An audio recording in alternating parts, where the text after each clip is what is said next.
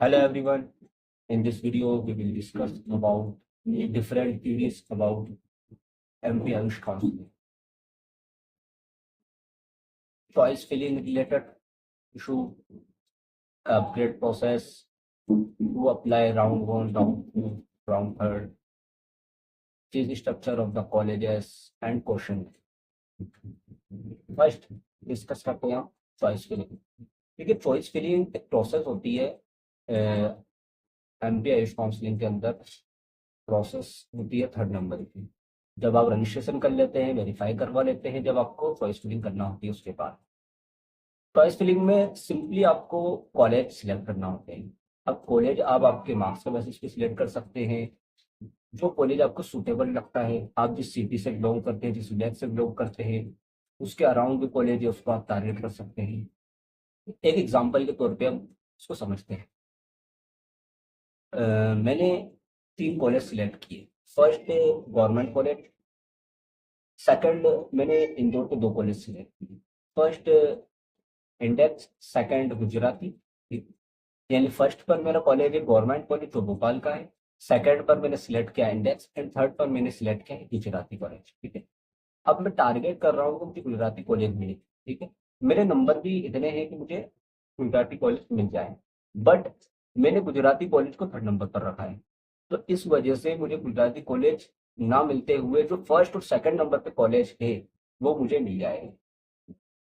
Other example लें, मुझे index college चाहिए, मैंने इंडेक्स कॉलेज को रखा है 3rd नंबर पर। अब ऊपर की जो फर्स्ट सेकंड और थर्ड कॉलेज है, अगर वो मेरे मार्क्स से मैच हो जाएंगे और वो कॉलेज मुझे सिलेक्ट कर लेगा तो मुझे फर्स्ट सेकंड और थर्ड नंबर पर जो कॉलेज है वो मिल जाएगा, अदरवाइज इंडेक्स। तो जिस भी कॉलेज को आप टारगेट करते हैं उसको आपको प्रायोरिटी बेसिस पर फर्स्ट नंबर पर रखना होता है, फर्स्ट या सेकंड नंबर पर। देन जो बैकअप कॉलेजेस है उसको आप उसके नीचे रखें। इस बेसिस पे आपको करना होता है। नंबर ऑफ कॉलेजेस आप कितने भी सिलेक्ट कर सकते हैं, कोई रेस्ट्रिक्शन नहीं है कि आपको 3 4 या 5 कॉलेज सिलेक्ट करना है। बट इसका मतलब ये भी नहीं कि आप ऑल कॉलेज या 10 12 कॉलेज सिलेक्ट कर लें। आप पहले लास्ट ईयर का कट ऑफ देखें।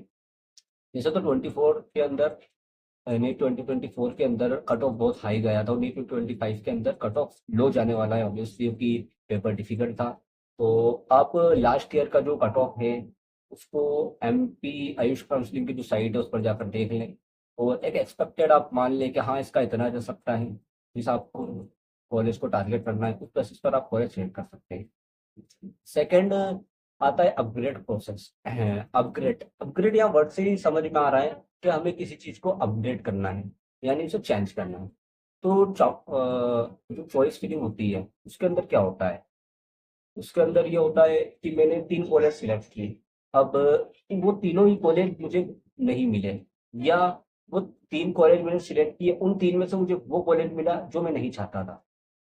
मुझे इंडेक्स कॉलेज चाहिए बट मुझे इंडेक्स कॉलेज नहीं मिला, मुझे कोई दूसरा कॉलेज मिला। मुझे गवर्नमेंट कॉलेज चाहिए था बट वो नहीं मिला, उसके अलावा मुझे दूसरा कॉलेज मिला। तो आपके पास ऑप्शन आता है कि यू आर सेटिस्फाई और अपग्रेड। अगर आप उस कॉलेज को सेटिस्फाई कर देंगे, डन कर देंगे, तो उसमें आपका एडमिशन हो जाएगा, अलॉटमेंट लेटर आपके लिए डाउनलोड हो जाएगा। अदरवाइज आप अपग्रेड कर देंगे। अब अपग्रेड करने के लिए आपको सिंप्लीफाई में अपग्रेड कर देना है। देन जब सेकंड राउंड स्टार्ट होगा तो आप ऑटोमेटिक चॉइस फिलिंग के अंदर सबमिट हो जाएंगे, और आप उसके अंदर चॉइस फिल कर देंगे, देन आप कॉलेज सिलेक्ट कर लेंगे।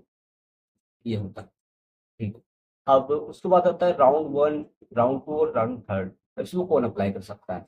वही सिंपली, अगर आपने राउंड वन में कॉलेज आपको नहीं मिला है, या आप राउंड वन में कॉलेज को अपग्रेड करना चाहते हैं राउंड सेकंड के लिए, तो आप इसमें अप्लाई कर सकते हैं। अब जिस पर्सन ने राउंड वन में रजिस्ट्रेशन करवा रखा है, वेरिफिकेशन करवा रखा है, उसको वेरिफिकेशन और रजिस्ट्रेशन की जरूरत नहीं है। वो सिंपली सेकंड राउंड में और थर्ड राउंड में सिर्फ चॉइस फिलिंग के लिए अप्लाई करेगा। रजिस्ट्रेशन और वेरिफिकेशन सिर्फ एक बात होगा, देन उसका एडमिशन होगा। उसके बाद एक डाउट आता है क्वेश्चन मनी को लेकर। तो लास्ट 2 ईयर से 24 में भी और 23 में क्वेश्चन मनी नहीं लगी। क्वेश्चन मनी होता है क्या? क्वेश्चन मनी फर्स्टली 22 और 21 पर जब काउंसलिंग हुई थी उस टाइम पर लगी थी, जिसमें आपको चॉइस फिलिंग के टाइम पर कुछ अमाउंट सबमिट करना होता है कॉलेज के लिए। बट वो अभी 2 साल से नहीं है, तो आप एक्सपेक्ट कर सकते हैं कोई चांस नहीं है कि वो इस साल अप्लाई हो।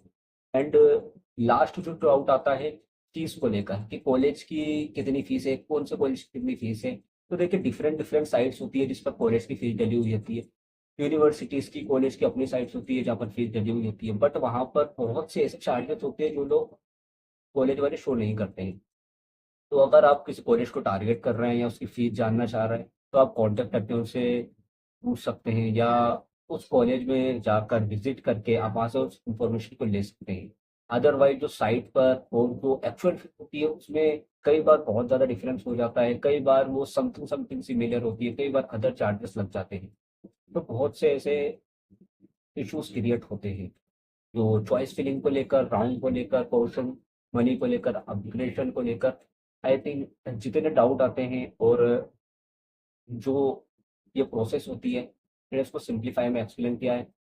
फिर भी अगर आपको कोई डाउट आता है तो आप कमेंट सेक्शन में बता सकते हैं, आई विल आंसर।